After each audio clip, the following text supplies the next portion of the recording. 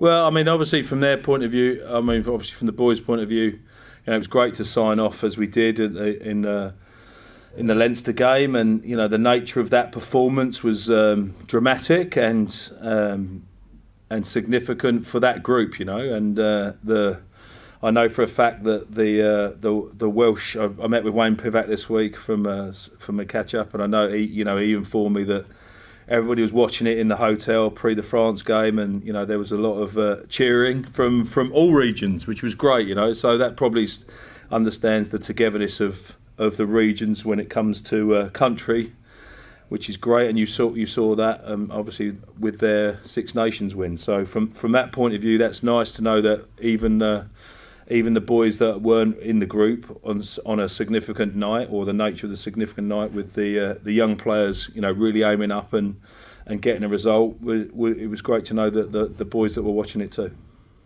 Yeah, absolutely. Is Mark there now? Is he happy for us to? Yeah, I think you just crack on. Cool. So Toby, morale must be pretty high then after signing off the Pro 14 season with a win away in Leinster. Quite an achievement that, and then Welsh internationals returning also. Must be lots of happy smiley faces. Yeah, we spent the first half an hour reintroducing everyone to each other, because it seems like I think they've been in hotels for 4.5 out of the last 5.5 months or something. So no, I mean obviously there was a few things. We came in the week before. So we'd got a head start, so it was about integrating those boys coming back, being really clear on what we're trying to do. And also we had an opportunity to wave goodbye to Hanno, that I'm sure you boys have picked up on. Hanno Dirksen, obviously, was a great servant for the club over many years. And it was nice that everyone was in the room for that. It obviously would have been nice to have done something sort of post-COVID, but his opportunities come along, and we wish him well for that. Yeah, absolutely. He's been a real loyal servant over the years for the Ospreys. The Welsh internationals coming back, did they get back involved straight away? Are they involved on Saturday? So we made sure, obviously from a freshness point of view, and from a mental point of view, it takes some significant change into. From 1 week to the next. So we gave them effectively the whole week off, and they came in on Monday, and we've integrated them slowly, and obviously that gives us an opportunity to see how far that they're ready. And I don't mean in relation to physically, it's just about obviously you've got to unlearn some stuff to relearn other stuff and all those bits and pieces. So it's a bit of a balancing act, but yeah, they're all available in relation to from a selection point of view, but we'll just sort of iron that out after today's session and see how far and how ready they are to go. Yeah, is it a tricky one for you, because you want to stay loyal to those guys that did so well over in Dublin, but also if they're ready, the Welsh internationals, you'd want to throw them back in. You'd be tempted to, I imagine. Well, I think, we talk, everyone coaches, and some say it and some do it, about picking on form. The exciting thing is, if you look at the Six Nations win, for example, you've got a lot of boys in good form for Wales, which are our players, and also we've got a lot of players that have put their hands up and stake a claim, if you like, and performed exceptionally well, not just last week, but throughout that period. So, we've been going along nicely in relation to from a form point of view. I know everyone will get fixated on results, but we played very well against Connacht. We played really well against Glasgow. We played well at Ulster in the first half. We played really well in patches against Leinster. So, look, every coach wants that problem. It's when you've got to pick what you've got to pick. That's where it becomes more difficult. So having those sort of headaches, I'll take those every day. Yeah, absolutely. Picking a team to beat Newcastle on Saturday. What are you expecting from them? You know English rugby and the English Premiership very well.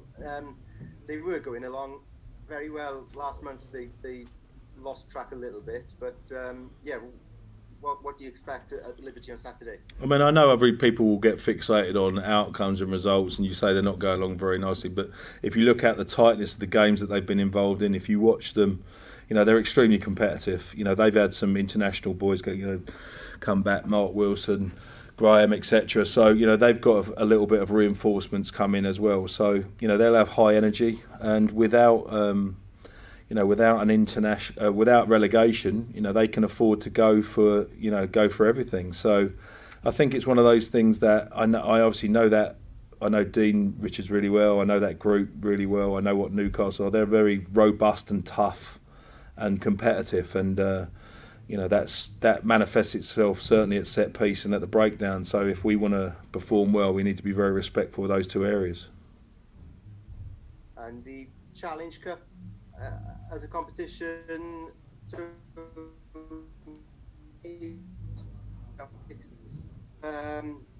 how important is it, this competition? Because with all the teams, I'm sure you fancy your chances against anyone in that tournament. Yeah, it's an opportunity to see how far we've come. It's an opportunity to push for silverware. It's an opportunity, and we've done what we needed to do in the Pro 14 arena, and obviously we got Champions Cup, and from from going from a team that won 2 games to that, significant progress. And now we go into 2 cup competitions, the Rainbow Cup and obviously the Challenge Cup. We earned our right for a home last 16 tie, so we'd obviously love it to be a crowd full of people, but it's not. But it's an opportunity for us to put another stake in the ground and move forward. And those things are exciting. The players are excited about it. They've trained exceptionally well in the last 45 minutes. So yeah, the signs are very encouraging. But you never know until you get there. You mentioned you'd love to see a crowd back at the Liberty Stadium. The Welsh Government are talking about pilot events and having crowds back at some point this summer, hopefully. I'm sure you'd welcome that and love to see supporters.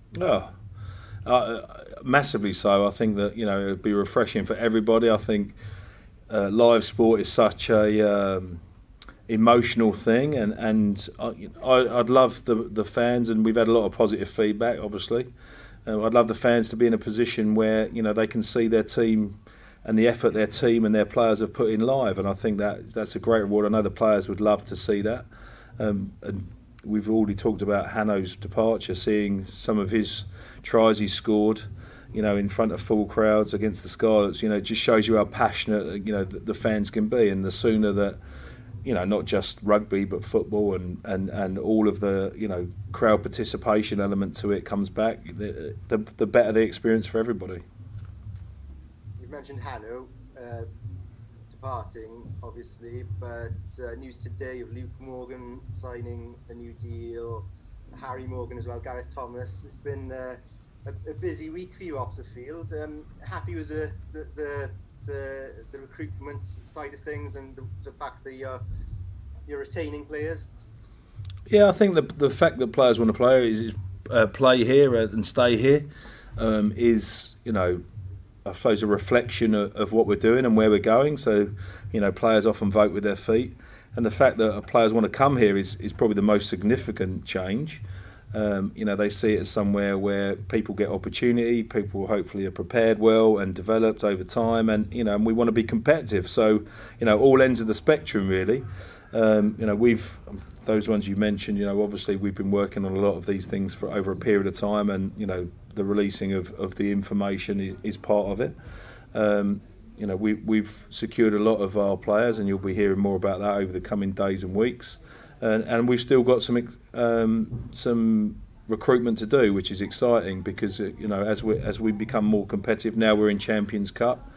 We need to be more competitive more often, and if our players, as you've seen, get called up into international windows, so you've seen Rod get back in, you saw Sam Parry go, you saw Owen Watkin get back in, you saw Adam Beard go back in. So from that point of view, we need a deeper squad. So there's a necessity to keep improving, and improving not just it's not a numbers thing, it's a depth thing and a quality thing for the type of team we're trying to be. So some players will leave here not because they're players that haven't got a future in rugby. It's just the fact that they don't either fit into it, or financially we can't keep them, and that's part of the balancing act, which is recruitment. Yeah, it's a difficult one. Great. Thank you, Toby. You're very welcome. No problem, Andrew. Thank you. Hey, Toby, you all right, mate? Good, very good, thanks. Yeah, just a couple from me.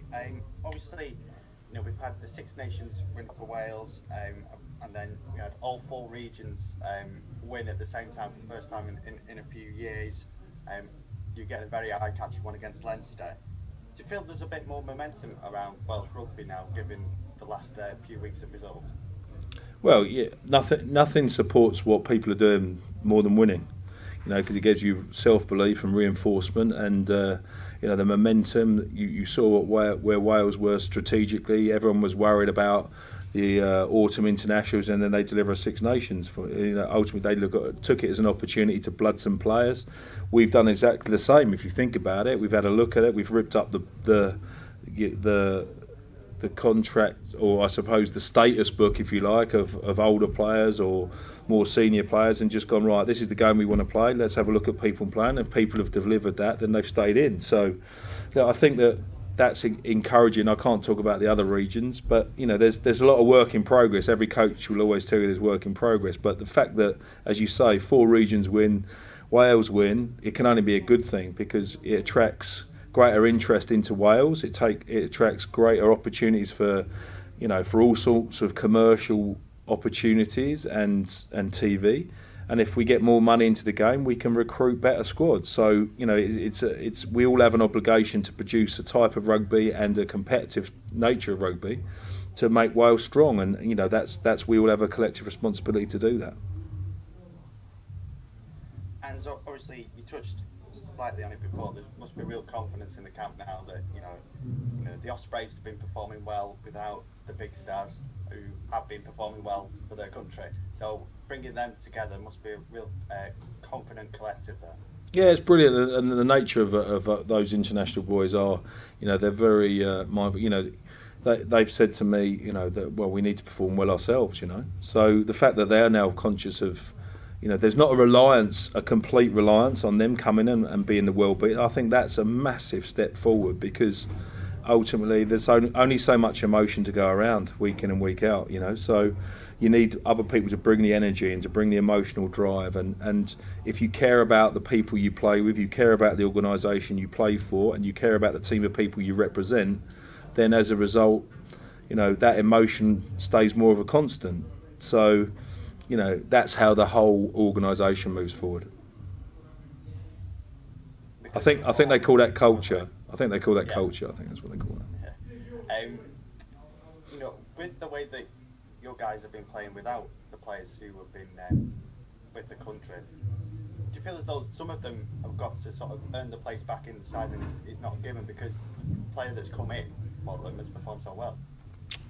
I think any competition for places is great, but you don't penalise people for playing international rugby. You know, without doubt, and you know, it's an individual basis. What's right for them at the time, what's right for the team at the time. Cup rugby is different because, you know, it's the European stuff at knockout stages is do or die. Everyone knows that, but you know, you're certainly in a position that you reward people and for playing international rugby. You don't, you know, we want all of our players to be knocking on the door for Wales, because that's a reflection of the team and the programme that we put together. So, from that point of view, yes, competition for place is good, but ultimately international rugby players are international rugby players for a reason. So, you know, and that's the aspiration. But what it does mean is that you don't have an overdependence, which allows you to maintain the emotional edge, you know. And how do you prefer for a game like this, you know, like you say, it's knockout, do or die, and it comes in between 2 different competitions as well. You've got the end of your Pro Bowl team, then you've got the Rainbow Cup. It's just one tournament after another. So, and with it being so different, is it a different way to approach it? I think the fact that, you know, we've made no secret about, you know, pressing the reset button and playing a style of rugby and what we're trying to become as a team. But ultimately, in knockout rugby, those things don't matter as much, because ultimately it's about winning. So, you know, that's there. We haven't referred to it, but it's there. Everyone knows it's there. So this is more of a reflection of how can we deal with the pressure, and can we execute what we want to do under pressure. So it's just pure performance, really, rather than any development element to it. So that's the only difference, per se. But the change of competition is exciting because you play different teams, you prepare differently, and we know even in Rainbow Cup we're going to be playing some teams that we play regularly. So change is as good as a rest, and preparing to play against different opposition that you don't see every week is why people love Europe.